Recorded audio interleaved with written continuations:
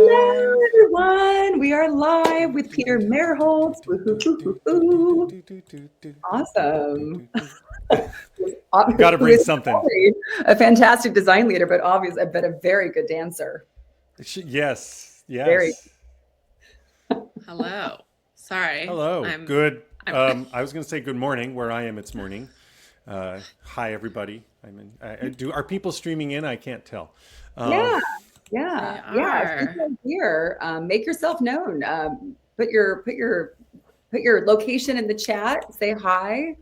Where you calling in from? We always love to see where people are streaming in. We got people that's what I from was going to share. I am yeah. talking to you all from my backyard in Oakland, California. Oh, Backyard.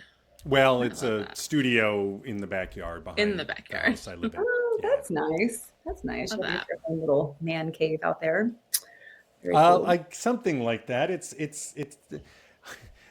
It's more a work cave than a man cave. It also has our elliptical trainer that we use for exercise. So Oh, nice. yeah. Nice. Awesome. Amazing. Love Great. that. Oh, we got our first person coming Wow. in. Katie Well, Evans. and I know both Katie and Nicole. Hi, Katie and Nicole. Oh, right on. Great. Yeah, we got some Nicole West Coast Landry. here. Oh, cool. Yeah, you got some neighbors. Yes, Very cool. Are you in Oakland or Berkeley, Peter? specifically Oakland, but just not even half a mile from the border with Berkeley. Okay. Okay. Uh, Nice. We're both Cal Bears, by the way. So go Bears. Oh, Joanne, are you a Are you a Californian? I am.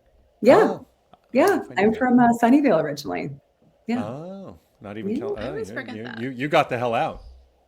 I did. Yes. After the dot-com boom crashed in 2000, I was like, let's just follow my dream of being a singer in New York. Oh, well, there you go. Move to New York. That's achievable. Yeah. Yeah. yeah, It's been achieved. she's done it. Singer in New York. Check. She has done it. I've seen it. It's wonderful on stage. Oh, that was so fun when you came. That was so That was great. really fun. Awesome.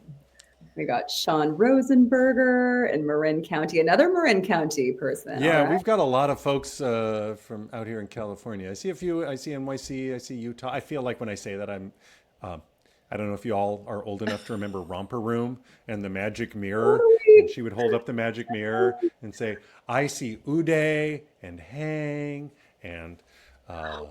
Yarden and Carly," and you just always waited for your name to be called.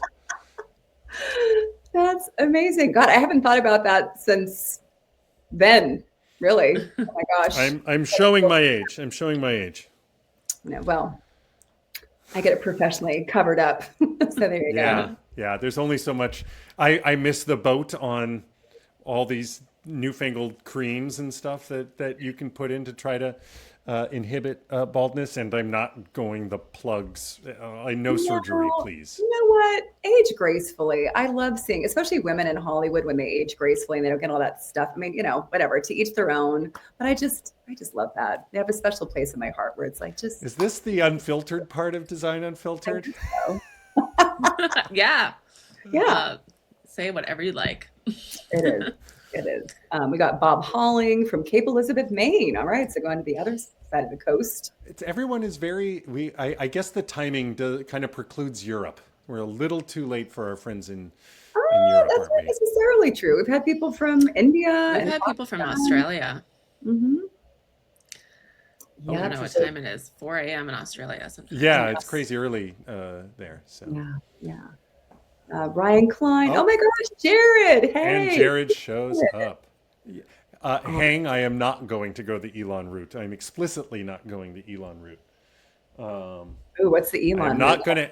Yeah. Well, Elon had got plugs. If you saw that photo of Elon from like 20 years ago where his hair was thinning and he was pudgy, and then he got plugs, and then he also clearly did some like reconstructive surgery on like jawline and stuff, so he appeared more masculine. And... Oh gosh. Oh, Okay. let's not talk about Ask Elon. me a question. Yeah. Well, Carly Yarden. Awesome. I'm so glad you're here, Uday. We've already done the reading rainbow thing, but I like to put people Okay. up on the screen too. Holly. We got so many people here. Yeah, Hey, this is a good one. see you. There's Jared. Hi, Jared. How was your flight, Jared? Live from Minneapolis Airport. Here we go. Always on the I move. love it. Nice. Yeah. David from LA. David works at Red Bull, and I think I just saw a package of Red Bull turn up at my house from you. So thank you. Okay. Nice. I Now you have to sing for him in order to get the Red Bull. I think that was probably a record to hear myself. Sing for but- my supper. Hey, we do that every I- day as recruiters, so don't worry about that. I may have never consumed Red Bull. I cannot recall if I have ever actually consumed. Well, Red thanks Bull. everyone for coming, guys. Peter has to leave now, so we're gonna. Just kidding. Wow. Okay. There you go. Awesome. We got a great group here. I'm so stoked. Thanks everybody for coming. We're going to have a great conversation with Peter. So he probably needs no introduction, but I'm going to introduce him anyways, just so we get that on the books. Peter Merholz. I've known Peter for a long time. I've known you for probably 15, 20 plus years. We've both been in the UX world for a long time. Fun fact about Peter is that he coined the term blog, and it's in the It's OED. true. So you can check it out. It's yourself. Wikipedia. That's also true. Yeah.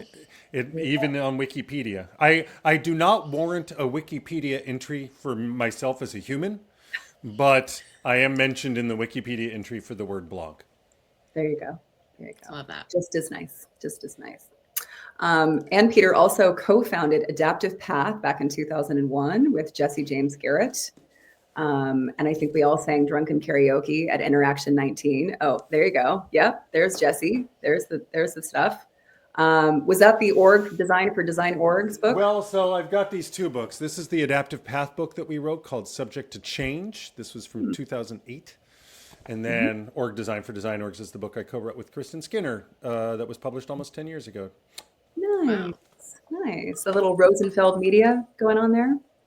No, that was O'Reilly. I mean, I have some Rosenfeld Media books, but we published with O'Reilly. I just figured with the animals on them, it might have been Lou. Cool. Oh.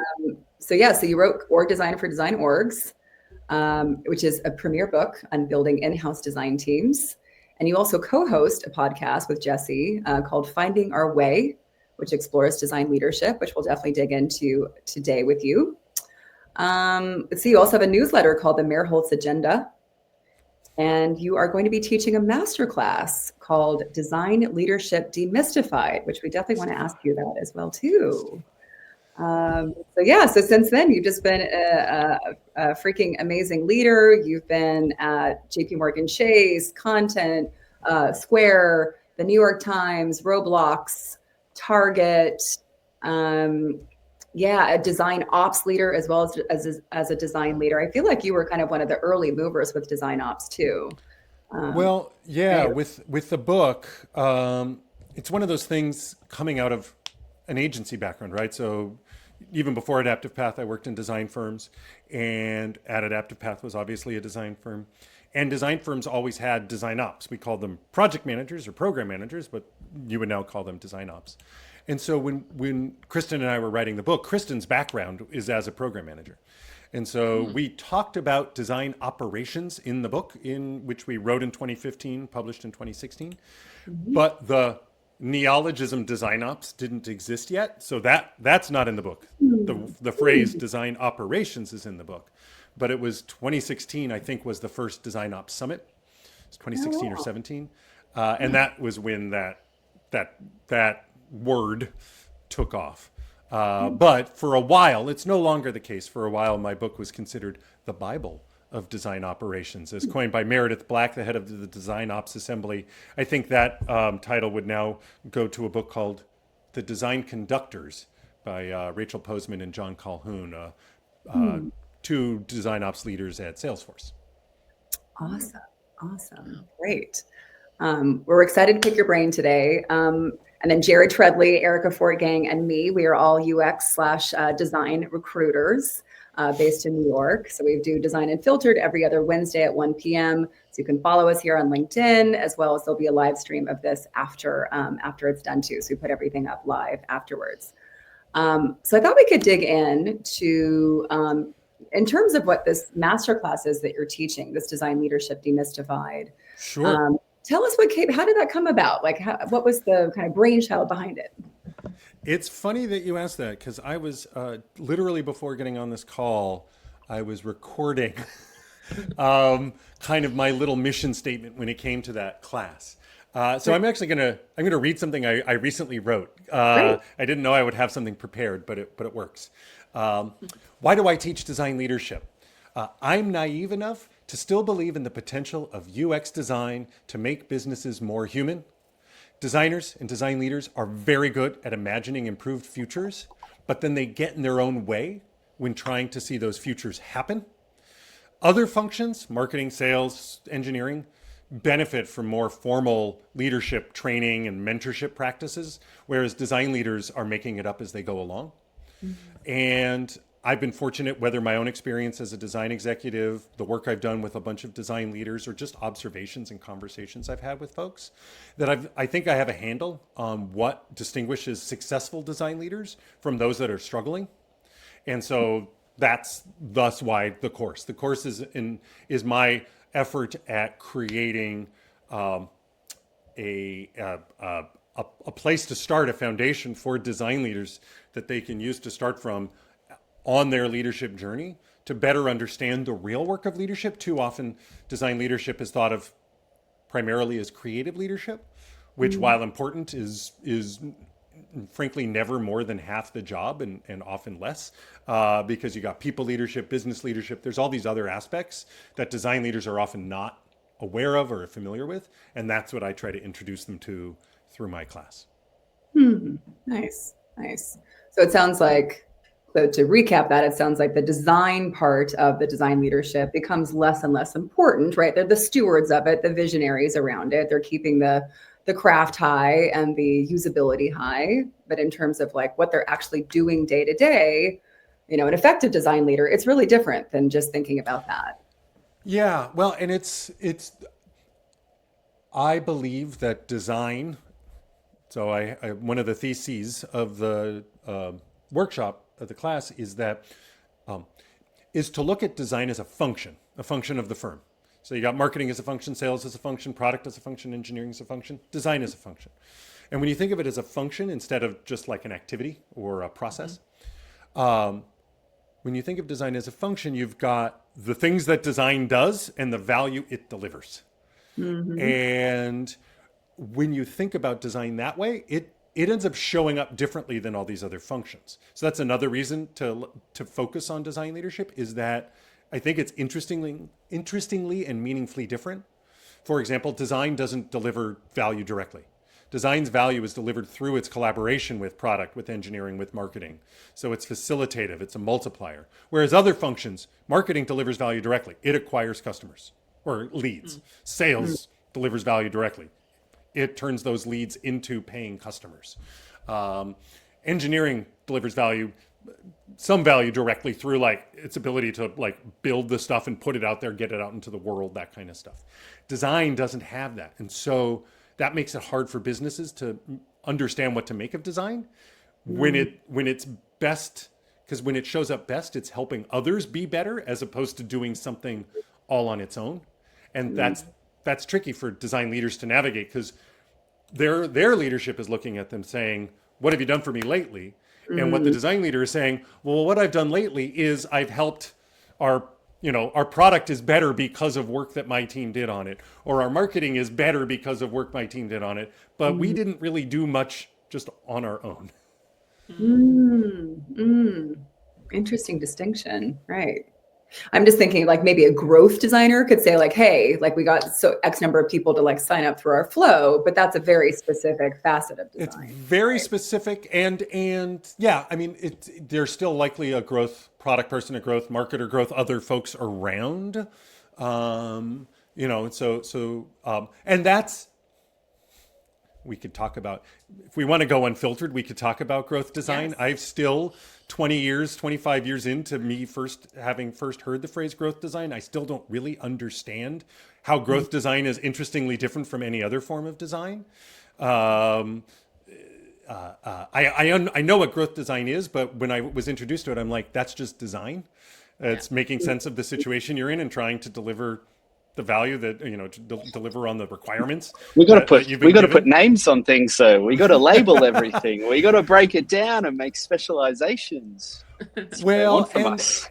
And they also want. I mean, growth design is somewhat more mechanical, right? And it's a very transactionally minded mode of design. It tends to be more production oriented design. It's not particularly strategic, though it can be, right? Because good growth design should be understanding the thing that is being offered and figuring out how to better communicate that at the right points so that folks are going to engage. But too often growth design is how do we fiddle with our funnels to get people to click the CTA, which isn't a particularly strategic endeavor. Right. Yeah. Your sort of your definition, your thesis of the design leadership side of things. Where do you think that plays out at scale too, but specifically more at like much smaller companies? Design is this facilitator, it's bringing the teams together, but I feel like when you're looking at those much smaller environments, design still is, it's so hands-on, it's so in the doing, and I think seeing that value of that collaboration that you explained becomes harder to see that, I think, from, say, a C-suite or the founders, right, in a much smaller company. I'm just wondering how does that kind of scale, and how does the designer communicate that at the smaller scale too? Well, interesting. I would think, I guess I would have, my initial thought is that in smaller companies, the value of design is more evident just because the distance between what the designer is doing and shipping is much smaller, right? And so design in a company, if you're in a startup or a smaller environment that respects design is going to be collaborating with product and engineering, and you kind of link arms and you're just making stuff and getting it out into the world. And so my hope would be in those smaller environments, it's more appreciated. What happens is when you get scale, the impact of design becomes more diffuse, becomes often less clear, and that becomes kind of the challenge of the design executive in these scaled organizations is like, so I've worked with teams. I had one of my clients had 1,000 people on their team, right? Oh my gosh. Wow. What were their names? No. well, and then when you have 1,000 people in your team, if you do a even conservative, like every employee costs the company, let's say $250,000, $250,000 for pay, for health, for equipment, for desks, all that kind of stuff. And that's conservative. That's 250, someone do the math. Is that $250 million that we're spending on design? Yeah. That's a lot of fucking money. Yeah. And like, what are we getting for spending all that money on design, right? Like that becomes this challenge that leaders at scale face. Whereas when you're in a smaller, more startup environment, it's more evident. It's also, though, in a smaller startup environment, it's probably going to be much more influenced by the company leadership, right? So I was at Config last week, and the CEO of Linear is talking. Well, that dude has a design background, and so he doesn't need to convince. Not only does he not need convincing about design, he has to continually convince everybody in his own company about how design matters, right? But then you work you find yourself in a different company, engineering founders, MBA founders, who might not understand what design can deliver in terms of the nature of the value. And that can be different, where they're just like, can't you just draw the screens that I'm telling you to draw? Like, why are you asking questions, or why do you want to talk to our users? I know what they need, right? That's a different dialogue to have. Yeah. And if you are this design leader, so going back to your concept of like design being the supportive fabric for other disciplines, how does a design leader today, how do they make a name for themselves, but also really make sure that design is still being valued and seen and appreciated within a company? I know I don't want to give too much away of your master class. I'm sure you're going to go. Well, no. I mean, high level. This is yeah. So the first thing is that a design leader needs to have a sense of what is the change that they seek in the organization that they're part of. I think too often design leaders show up without an agenda. Which puts them into this very reactive, very responsive mode, where they're just executing on what's coming their way, as opposed to having pulled back, done some reflection, and then thought about, oh, this is the change that I seek. So in the class, I talk about this a little bit. Karen Hansen was the chief design officer at Chase Bank, and she had a vision. She wanted all of consumer banking to feel like one freaking experience. She shared this on our podcast. That's an agenda. That's a vision. That's a sense of direction. A lot of design leaders don't even have that. They're just like, I'm here to lead design and to help design better. But no, you need to have a sense of like, what's interestingly different because of your involvement. So that's one thing to help kind of clarify how design shows up. And then the other thing, kind of to respond to what you're saying, Joanne, that I think is that I've been thinking a lot of, and it was part of my class, but I've only in the last few months made it explicitly part of the class, is this concept of relational power. So there's this idea that there are basically three types of power at play within companies and organizations. Positional power, so based on where you are in a hierarchy, what you get to make happen. Expertise power, so special knowledge that you have, that people will listen to you because you are clearly an expert in a space, and so that expertise gives you power to kind of influence decision making. And then relational power, your ability to engage with people and bring them along with you as you're trying to advance your agenda. And I think people, in the research I've done and what I've seen as well, people way overestimate positional and expertise power, and way underestimate relational power as a force. And so the opportunity for design leaders, especially because we rarely have explicit authority. Maybe we have authority over our own team, but we're rarely running things in the company. So we have to lean into our relational power anyway. And so how do you build relationships, which is a lot around building trust with your team, trust with your peers, trust with your leadership.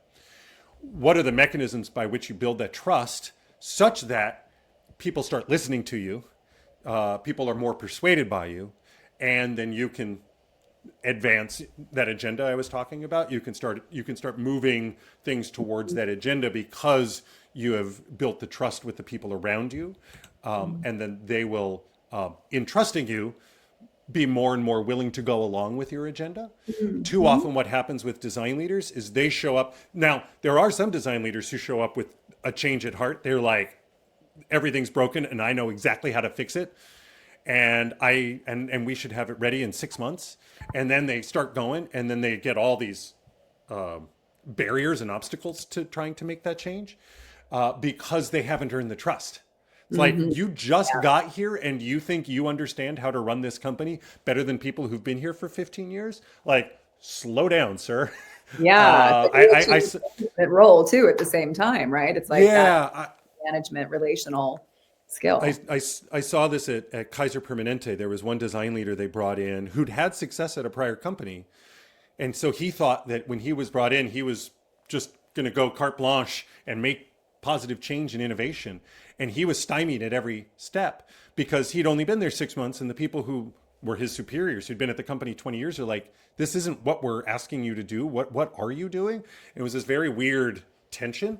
And what I realized in observing that was that he just hadn't done the work to earn trust, to demonstrate that his goals and their goals were aligned. And so it felt like his goals were at odds with their goals. It was like this weird competition. And because he was new, he wasn't going to win that. And he ended up kind of getting managed out within a year or so because he never did the groundwork to bring people along. He thought his expertise power, I've done it before, I clearly know how to make this go, you should just listen to me. He thought that would win out, and it doesn't work like that. Yeah, a bit of a diplomatic bull in a china shop. Undiplomatic bull, right? Undiplomatic, exactly. He did not understand. I talk a lot about politics, and he was just terrible at playing politics. And to his own admission, he's like, I don't want to do it. And I'm like, well, then you're not going to succeed. Yeah. like, Yeah. like you Right. can't win. Right. What are some what's some low-hanging fruit of people that want to build trust in their organizations? Like maybe they are that new person who's coming in, or there's a new team that's around them. What are some things that they can do that build trust with other teams, but maybe it's not at their own expense, or maybe it is at their own expense, but what's some easy ways that people could do that? I mean, listen. Uh-huh. Uh, Underrated. actually, spend some time. I think too often design leaders underestimate or underinvest in just the act of relationship building. Mm, Greg Petroff was a guest on our podcast, but I saw him interviewed. I forget in what context. It might have been a Rosenfeld media session. And one of the things he's a big fan of three in a box, cross-functional teams working together, product design, engineering, linking arms, getting work done. And one of the things he talked about in that talk, in this interview that he gave, was just like when it comes to the people, say in other functions, especially like your peer functions, take them out to lunch, get to know them as people, like spend time, invest time and effort into getting to better understand the people around you as humans in the world, and mm, not just as fellow workers within which you have a transactional relationship of I do X and you do Y, and you build trust through connection. You build trust through. I use this thing called the trust equation. If you do a Google search for the trust equation, you'll land on Trusted Advisor, and I find it a helpful framework for thinking about trust. And there's three factors to build trust. Credibility, you know what you're talking about. Oh, look at that. Sorry. Reliability, we'll see what other reaction pops up. Credibility, you know what you're talking about. Reliability, you deliver as expected, you show up. And then, I won't. Intimacy, intimacy. You make connections. You demonstrate one-on-one kind of care with people, and the thing that generally in work is underappreciated is that of those three: credibility, reliability, and intimacy. We spend most of our time focusing on credibility and reliability, like the clear proof points of the value we're delivering. yeah. Trust is mostly built through intimacy. And we Mhm. underinvest in that. Yeah. Mm, And so take the time to get to know the people that you're working with as people, and that will take you far. yeah. I love that. I want to highlight what Yarden also added. She says, need to start with that listening tour to make sure that folks feel heard and also know how to implement change successfully there and not just anywhere. Yes, totally. It's a tricky skill, I guess. It reminds me of, all the chatter about networking and things like that. I feel introverted. I feel, it feels really out of my comfort zone to go and do that. And the intimacy level of building that trust, it can feel like a leap for some people too. I think, and Yep. I would anticipate there's a lot of great designers out there aspiring towards more leadership that feel like they don't have that type of, or don't naturally feel that confidence in that realm. And that can feel like a big chasm to cross when you're feeling on one side of it. When Mm, I'm achieving and inspiring for this thing, but it's so unnatural for me to go and ask someone to lunch. What will we talk about? And sometimes for me personally, it's like, what am I going to relate to all these people about? Like, Yeah. do they ride bikes and play drums? Yeah. No. Oh, I got nothing. Yeah. Yeah. I mean, So, Don't such they is have, life. like, I don't know. I was about to say, I like it's one of those things. So sometimes the subject of introversion comes up. Introverts versus extroverts. It's often much harder for introverts to succeed as leaders. Yep. There's a book called The Quiet Achiever. That my friend Tim wrote, that is meant for introverted leaders to tap Yep. into how they can excel as leaders in their work. But the Yeah. reality is, you kind of have to get over yourself and Yeah. whatever is holding you back if you want to lead. Yep. Now, if not everyone has to lead, at least not in these kind of grand, big ways. Like that might not be what's right for you, and that's okay too. Sure. But if you're going to lead, if you're going to lead suggests there are followers, To lead suggests there is a destination that you are trying to bring people to. Yep. That takes connection. You can't just kind of logic your way to that or evidence your way to that. Yeah. You need to bring people along, which means you need to make connections with folks.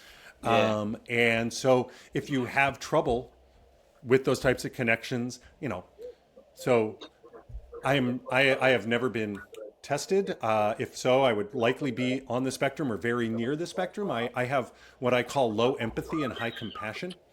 So I'm not introverted, kind of evidently, but I can have some troubles connecting. And so I've had to learn and adopt practices. I don't know if I'd call it masking. I'm not to that extent, but sometimes like that's what it takes in order to perform and succeed in a world that has a set of expectations. Whether or not it's fair or right or just is not the issue. Now, my hope is that by getting different kinds of leaders into these positions, they can then make it better for the next wave, right? If you did have to go through some struggles in order to get to that leadership position, and struggles that you probably shouldn't have because you were of a different color, because you had a different background, because you had a neurodivergence, whatever it is, one of the opportunities, and it's true for cishet white dudes like me too, but one of those opportunities is when you do achieve that leadership position to take advantage of that to enable others with varying perspectives and backgrounds to succeed. Yep. But we're not there yet. We're not in Kumbaya, Lincoln Arms, everything's great. And so so you do have to figure out how you're going to show up in order to for me, it's all about impact, right? What is the impact you seek that's aligned with agenda, right? What is the impact you seek? What will it take for you to get to that impact? And it might mean that you have to do things that are uncomfortable. Yeah. Yep. Yeah. And there's part of the journey. Growth in discomfort too, right? It's like, I remember our first Design Unfiltered live, I was the MC, like I was the panel moderator. And it's like, okay, I go on stage to sing, but I'd never been on stage professionally before, So it's like all these people that I work with, clients I've had for years, candidates I've repped for a long time, they're all going to see me on stage. And I'm like, oh my God, like if I fuck this up, like I'm ruined. I'll never be able to work in this town again. And it wasn't until like the day before where I'm just like, you know what, let me just get out of my own way and realize that it's not about me. And it's about having these panels, like this amazing panel of people be heard and spread their knowledge, and also just to create connection with everybody else that was there. And once I had it be not about me and my own ego, but really about like, what is this whole event about? And what do we want people to, how do we want people to feel? What do we want people to walk away with? I think that just totally got rid of the anxiety for me. And it was a great event. It was super fun. Yeah, it was a great event. And you did great. Yeah, you did great. That's one of those things I learned as a consultant. There's certain things that as a design consultant, there's certain things you develop and you practice that are actually super useful when you go in-house. And it's kind of unfortunate that a lot of in-house design orgs don't want to hire people with consulting backgrounds, because those folks with consulting backgrounds can often bring some interesting, particularly around communication, some valuable ways of working. But one of them is this focus on impact, right? Because at least the way we did it at Adaptive Path, we were always so focused on, if we're successful, what is the impact we are going to achieve? That I have just kind of adopted that as a strategy in my life. Like, what is the impact I'm trying to achieve? And to your point, Joanne, it removes you and your ego from the equation, and it's just about what success looks like. And then you can figure out, how do I show up in order to help make that success happen? But it's not about me. I want to respond to something. Holly W., maybe you want to click up her question there. Thoughts or ideas on ways to level up one's product design communication skills, pitching your work projects, and persuading others. For me, the key here, and this gets at intimacy, this gets at communication, is you need to learn what the phrase I use in when I teach is learn their language. So too often design leaders show up as design leaders and talk design talk. and talk product design and talk wireframes and talk process and talk the number of people we talk to and our findings and our insights and all that kind of stuff. And an analogy I sometimes use is that the language of design within a larger business context is a bit like in Europe or in the world, the language that is Dutch. Yes, some people speak Dutch. They're fluent in Dutch, and with one another they can talk Dutch all day long. But if those Dutch folks try to communicate with anyone else, they don't get anywhere. And so the Dutch, because they're a small country that wanted to succeed, they're all multilingual. And so designers, if they want to succeed, need to become multilingual, and in particular need to be able to, this is a cliche now, but speak the language of business, right? And so be able to frame literally everything that you're doing when you're talking to others, not in your words, but in whatever that common language is. And it might not be strictly a business language, it might be a more technical language, it might be a product language, your cultures might vary. But there will be some common frame that people are operating in, and the design leader needs to connect with that frame, position what they're doing in that frame. This touches on something I talk about in the workshop, this concept of motivations. It's actually not my, I don't know if I have the book at hand. There's a book called Farther, Faster, and Far Less Drama by Jason Frazier and Janice Frazier. So Janice was one of my co-founders at Adaptive Path. They recently wrote this book, Farther, Faster, Far Less Drama. It's a really good basic management text. In it, they have a sidebar from Hannah Jones, who had been the chief sustainability officer at Nike.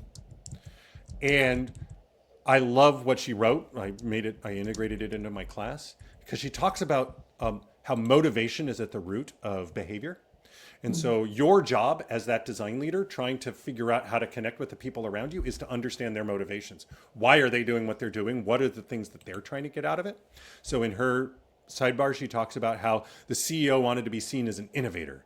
And the CFO, though, wants to understand the financial impact. And, these different people have their own agendas, their own motivations. And it's incumbent upon you to frame the work you're doing in a way that connects with them where they are, particularly if they're in those positions of authority, they have power, they have resources, whatever it is you need in order to advance your agenda. You need to meet them where they're at instead of hoping that they will care about your point of view. I feel like that's been the case for so long for designers, and I love to kind of say, why is no one else learning design language? Like, is there a product or engineering webinar where they're having this conversation right now? Probably not. No. No. But they usually don't need to. And at the point at which design wins, then sure, they'll have to learn our language, and that might be true in some companies. I don't know enough about day-to-day at Apple or Airbnb, but I assume that to succeed as a product manager or an engineer in those companies, you need to have a facility with talking about design and craft and the details and all that kind of stuff, right? And so perhaps in some environments that is the case, but by and large, no. It is up to us to show that we are interested in what they're doing than for them to, again, it's like, I know people who have moved to the Netherlands who don't speak Dutch, right? Like, and you can get by. Like, so why would a business leader learn all the details of design when they've got 1,000 other things that they're trying to attend to? Of course. Like, they we're all making decisions about how we spend our time, what we put our effort in. You need to do that for yourself to figure out, again, what are those things that will allow you to realize your impact. Yeah, I love So, that. Peter, I have a question about that then. So, Sure. for smaller startups where they have founders who they know they need design, they don't exactly understand what it does, or, they have the engineering background, they went to school, they have business. Do you have any analogies that you use when you're speaking? I don't know if you speak to these early startups and sort of explain the value that the design, because they're hiring their typically founding designers, right? Who have to show excitement now before being sold the dream. So is there anything that you... That's not, to be transparent. That's not an audience I typically engage with, given the nature of my work. I tend to work with more mature company, not mature from a design standpoint, but just farther along in their journey to design teams of 10 or more people, say. If I were to engage with them, I think it would be what design influences most is a user's behavior, right? That is at the heart of the value that design brings. Now, we could sidebar on ethical concerns around design's ability to manipulate behavior. We could cycle back to the growth design conversation. But all that notwithstanding, what design does is influence users' behavior, and can influence it in a way that is positive for the company, or potentially a way that is negative for the company, a way that's positive for the user, negative for the user, right? You're looking for those intersections where what's good for the user and good for the company are aligned, and how can design help you really drive those behaviors. And so I think I would start there in terms of understanding what are the behaviors that we are looking for our customers, users, whatever, to be engaged in, that will suggest our product is successful, right? That will lead to adoption, that will lead to engagement, that will lead to effectiveness, right? Task completion. That's a kind of a usability phrase, but whatever it is, that, because these startup founders probably want people to use their product and then come back and have good experiences with it, right? And so it's a matter of how do we know that that's happening, and then what are the behaviors that we can be encouraging through our design work that predisposes those outcomes. Yeah. I love that. Chris Novak, I want to put what he just wrote up. He said, a great doc for a CEO to reflect on what they might get is McKinsey's Are You Asking Enough of Your Design Leader research? It tees up the conversation pretty well, and it's basically written for a CEO audience. And the short answer is no. One-page book, done. One word book. I mean, and it's been a while. I recall that work, and McKinsey's done some stuff that's definitely been helpful. They've done business value of design and that research as well. There's also my friend Audrey Crane wrote a book called What CEOs Need to Know About Design. I think it's what it's called. It's something like that. Audrey Crane, Crane. It's part of the Sense and Respond press that Jeff Gotthelf and Josh Seiden have. They have a series of, and it's like a 60-page book, right? It's more than a pamphlet, and it's meant to be this thing that you, a designer, design leader, can hand to your CEO or maybe your VP of product or whatever and say, hey, in half an hour, you can way better understand the value that my team can be delivering in this, well researched, well crafted presentation. So, I would hand that book to the sales team too. Sure. Yeah. How about kind of shifting gears from kind of that side of the equation to now like internal at the company? So I understand that a lot of what your work has been is, coaching these, Fortune 500 companies on how to hire for design, how to set up good like interview processes and things like that, like basically how to kind of understand design and how to hire for it. What are some major tenets that you kind of provide to those sorts of big companies? You're laughing. What's funny? Well, no, because this came up recently, I guess because we're on LinkedIn. There's always a lot of conversation about how companies recruit and hire designers and how they kind of all do it wrong. Like it's sad, but it's so sad it's like funny, like, and it just keeps going on. Imagine trying to make a career out of it. I know. God, God. Yeah. Well, and the issue, I mean, there's a lot of issues. I'm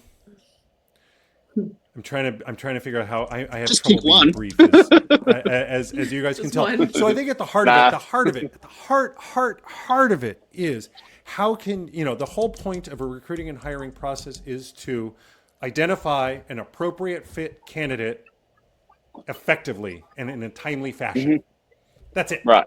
But to get to that, there's a lot of stuff that you kind of need to do. It's a little measure twice, cut once, right? And what often happens that I see is that hiring managers and maybe they're like internal HR or recruiting partners aren't doing enough work up front to really dial in on the profiles of the candidates that they're looking for. And so they end up doing a lot of casting about, right? Within the applicant pool, and wasting a lot of people's time, having a lot of conversations with a lot of folks as they're trying to feel their way towards the best hire, when if they had spent another 30 minutes to 60 minutes ahead of time really dialing in a profile on what are the skills, what are the experiences, what is this person going to do. Jared Spool, I've referred to some of his work that's like over a decade old now, in terms of like, he had this, what is the letter that you write a year after this person is in the role, congratulating them on all the success they've had, right? As a way to think about what is the impact you're looking for this person to have. I love that. If you do that work up front to really dial in on a profile, again, skills, competency in those skills, experience, achievements, whatever that is, then the recruiting and hiring process should be fairly straightforward in terms of how you structure it to ask a set of questions to find someone who fits that profile. And the thing that the part of the reason I was laughing is something I wrote in my newsletter a few days ago is like, there was this concept of the hot take or spicy take. My spicy take is literally the first person who suits the profile that you talk to, extend them an offer.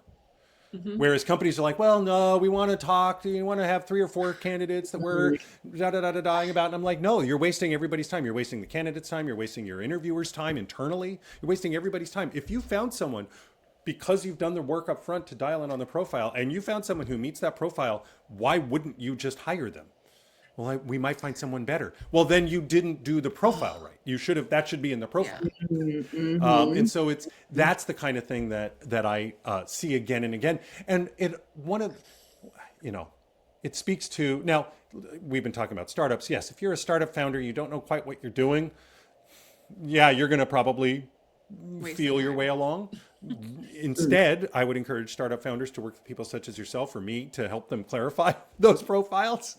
But I also find it just fascinating. Like, there was a thread a couple weeks ago about design tasks as part of interview processes, and design tasks. A design task is an indicator of, primarily what I think it's an indicator of is a hiring team that lacks confidence in their ability to make a good decision.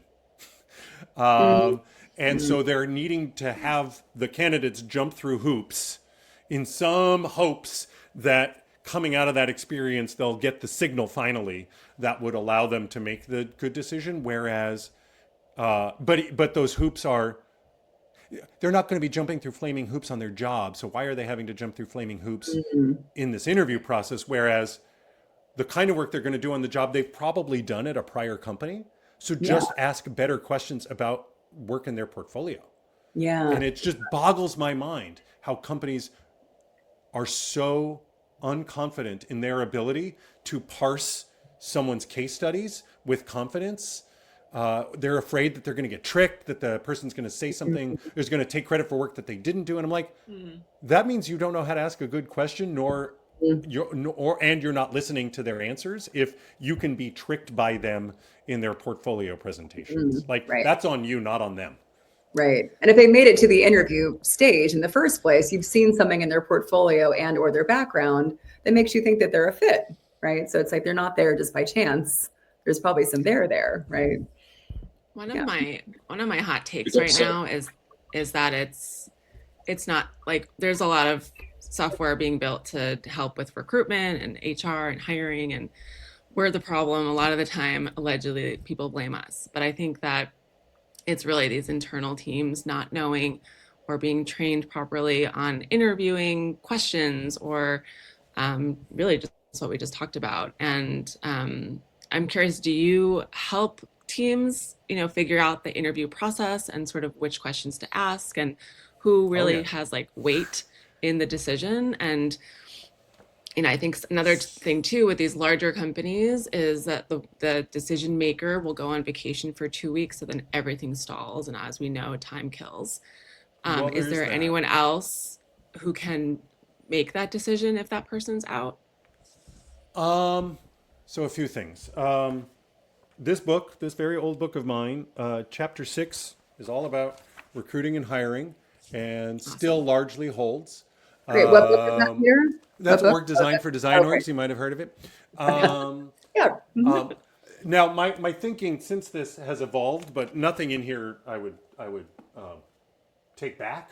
I've amended it, and so I have worked. As companies have been not so much in the last couple of years, but before then, as they were scaling their organizations, I have done a lot to draft recruiting processes with very clear roles: the role that the internal recruiter has, the role that the hiring manager has, the roles of anyone else on the panel, what you're trying to get at each stage. And if the goal is to hire the most appropriate fit candidate effectively and in a timely fashion, right? You want to screen most people out way up front. This was something that Hang referred to Maria Penkovsky's LinkedIn post. And this was what she was talking about, is what she's seeing at least is that hiring managers are letting too many people through and then expecting their interview panel to be the primary determinant. And I'm like, that's exactly backwards. Why waste all those people's time when you, as a hiring manager, if you've got your profile dialed in, you should be doing the filtering much earlier in the process. And the only people making it to the panel are those that you have a high degree of confidence you would hire. But you're engaging with the panel, other points of view. Maybe there's things that you're not as familiar with, specialties, different aspects of it. Like, you're hiring for the design system and you're not necessarily all that design system aware. So you're wanting to make sure that someone who can really speak to the details of that can like drill them on those details or whatever. But trying to remember how we got here. But the process should be, your funnel. I guess I could draw on the whiteboard, right? Like you want to rein in, at every stage, such that by the time you get to the interview loop, 75%, 80%, 90% of the people, 75% of the people you've talked to probably haven't made it that far. I know that there's hundreds and hundreds of applicants. We have to kind of set those aside because most of those are not qualified. But like that, only the people who are truly qualified are getting in front of the people who the panels. So that's a prevailing. But what that means is this measure twice, cut once. Like, you need to do the work up front that you are confident in your ability to filter those candidates. While we're on this subject, just for whatever it's worth, and maybe you guys have a different point of view, I never want my internal recruiter screening. Maybe portfolios, if I've had a lot of time to spend with them, to sit with them, to kind of judge things. And there's going to be obvious ones to like, okay, that one doesn't go on. But by and large, I don't want my internal recruiters screening. I want my internal recruiters to be the candidate advocate. To be their helpmate through the process. I've seen companies do that. I've been on the candidate side of that, and it's an amazing aspect of a candidate experience when you have someone that you as a candidate can always turn to, who isn't the hiring manager, who isn't the real decision maker, but who can kind of like give you a little bit of back channeling or just like keep you aware of what's going on in the process, and you're not bugging them. Like, they're like, no, feel free. Like, any questions, ask me. The hiring manager, right, is going to be your boss probably, right? And so that's a different relationship. They should be very, open, friendly, whatever, but they're the go, no go. And kind of to the point you were making, Erica, I tend to prefer locating the hiring decision in the individual who is in an individual who is responsible for bringing that person on. And so if that hirer is disappearing for a couple weeks, then things are going to slow down. That's unfortunate. Hopefully you knew that going into this, and so you got out in front of that 2-week break or whatever. Something else though that I am shocked. Now, again, we're not hiring at scale as much anymore, but when I would work with organizations hiring at scale, they wouldn't they wouldn't plan their calendars as if they were doing this. So, you'd go through some screening, you'd find a candidate, and only then would you then try to schedule the panelists, all of whom are busy with their jobs and none of whom are available for the next 2 or 3 weeks. And I'm like, but if we know we're hiring at scale, why don't we block everybody's time, Tuesdays and Thursdays from 9 to 3 or whatever, and their job, we will have candidates for them to talk to. We might not know exactly who they are, but we're going to get out in front of their schedules, block their time, so that we're not having to wait for the calendar Tetris to align. We don't start that process only once we've identified a qualified candidate. We're assuming we will find qualified candidates, and so we're just blanking out people's calendars well in advance. It's like one of those things that just seems obvious to me. Like, why is no one doing this? Yeah. Totally. Yeah. Well, going back to what you said before about how if you have the right requirements early, that makes the whole hiring process much easier. I think what's so tough about design hiring is that the portfolios can be such a wild card, and it's so subjective, right? Like I have actually, like, I'll think that I'll know what the client wants, but sometimes if I'm on the fence about someone, I'm just like, oh, I'm not sure if the book is right. And I'll send that person in. Sometimes that person is like absolutely the right fit. So I've actually gotten out of my own way a lot of the time. Just be like, hey, it's not totally up to me. Like, yes, I am kind of the gatekeeper, the screener first, but you never know how that's going to land. So even though there might be something written out on paper that says we need these skills and this kind of design, I think what's tough about that is that there is so much like opinion that comes into, like, does this book look good? Does it feel good? Does it have, the type of design language that I want? So I personally find that to be, I'm with you, Peter. I'm with you. I know. It's one of those things that again, I mean, depending on the role, right? A designer's aesthetic sense is important. A designer's ability to deliver on what I will glibly refer to as craft is important. But unless if you're hiring for like a particular kind of visual design role where the nature of their kind of, their visual style matters. Like, I do find that people can get caught up on, so I think of, I was actually just looking at it, right? So Jesse James Garrett, Elements of User Experience, in the 5 planes. People get so focused on that surface plane and lose sight that there's so much more in design than how does it look at the top.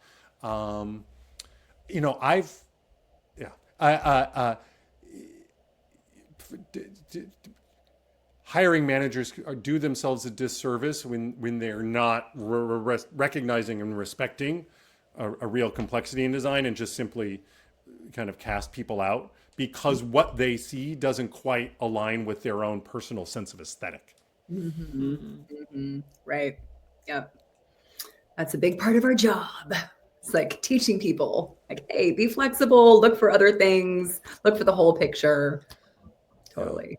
I hear you, Uday. I see Uday's comment. Pixel Perfect Craft seems paramount nowadays for all roles, even leadership management, which is bizarre when on the other side we're saying AI is just going to execute on all that craft anyways. So right. This is what I mean that companies don't know how to hire people like us. Like, if you get hired, I mean, feel good about it, but also, let me say it differently. If you don't get hired, recognize there's a bit of a crapshoot aspect to all of this. And it's probably not about you as much as a set of circumstances that were just beyond your control in those determinations. Yeah.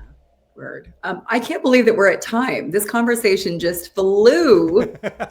Totally. Wow, Peter, thank you so much for being our guest today. It was so awesome to chat with you and catch up with you and just hear all of your just fabulous wisdom about all this stuff and all your books. You have like a full-on veritable library back there. So it was nice. Well, I use it, as you can tell. That's why things get pulled out and moved in. I've always liked to read. It's been great. Thank you so much for having me. This has been fun. I hope for the people, I've seen some messaging in the chat. I hope for those who haven't been as active, you are all able to get something out of this conversation. Yeah. Thanks to everybody who joined us for sure. Yes. Cool. And we'll put this up on LinkedIn so people that couldn't make it today can see it later. Awesome. And Peter, I put your link for your masterclass in the actual chat. But we'll post that. We'll post the replay with your link as well, so people can sign up for Peter's masterclass on design leadership. Awesome. Sounds good. Cool. Right on. Yeah. Well, thank you so much, Joanne, Erica, Jared, and anybody in the LinkedIn ecosystem who wants to follow up. Don't hesitate to send me a message. I'm happily receiving LinkedIn mails. Right on. Awesome. And demystifying as you go. Yes. That's right. Exactly. All right.